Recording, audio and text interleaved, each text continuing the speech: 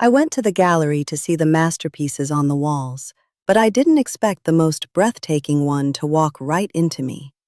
My breath caught as I realized the art wasn't just hanging in frames, it was standing right in front of me, solid and real. Hi, I'm Andrea Joyce. I'm going to read you a passage from my book, Threesome. Let's see what else Sapphire has to say about this particular work of art.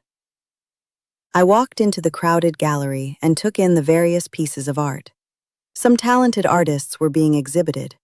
I rounded the corner and walked into someone's chest. "Ouch," I said. I looked up into a pair of almost black irises. "Sapphire, you made it," Germaine said, smiling wide. He wore a rust, hunter green, and camel vest that was open with no shirt underneath and big-legged blue jeans. He had the whitest teeth I had ever seen. They looked like the chiclets gum my friends and I used to chew as kids.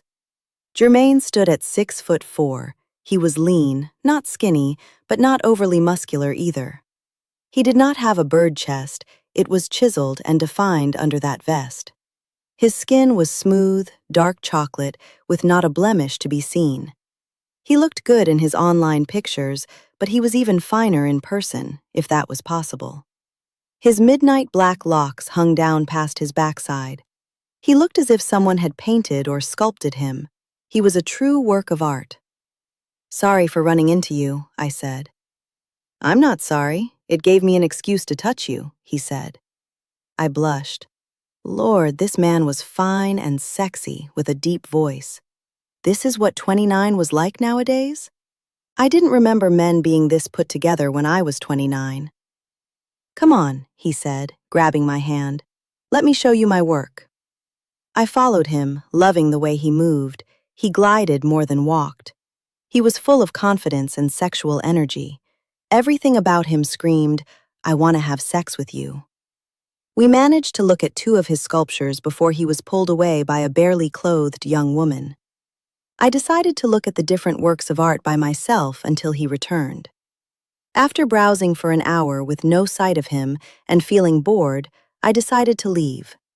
I walked toward the exit and ran into the same chest again. "Are you leaving?" "Yes, I have an appointment at 11, so I need to head out," I said. "An appointment at this time of night? Is it a booty call?" he asked. I looked straight in his eyes. "Yes, actually," I replied. He laughed loudly. "I love a woman who can be honest. Let me walk you out." We reached my car, and I turned and looked up at him. "Answer a question for me. If you aren't looking for a serious relationship, why are you on a dating app for people who are seeking serious relationships with serious relationships selected on your profile?" "Because I get lonely," he said. I sighed as I unlocked the door. I held out my hand. "It was a pleasure meeting you, Germaine, and like you, I appreciate honesty. Thank you for yours." He looked down at my hand and smiled. He leaned in and hugged me. I opened my arms and hugged him back. He had a body sculpted to perfection. Even though he was slim, he wasn't bony. You could feel the meat of his muscles through his vest. As we separated, he looked down at me and placed his hands on both sides of my head, leaned down, and kissed me. His tongue assaulted me. I moaned at his potency.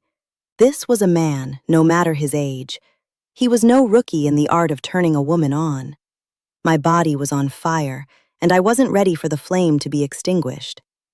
I rubbed his back as the kiss deepened, then moved my hand over his chest. I could feel the hardness of the muscles. He ran his fingers through my hair, and I lowered my hands. I kept lowering them until I touched steel. He was rock hard, and I was happy that he wasn't a little boy in that department either. From what I could feel, his manhood was long and slim, just like him.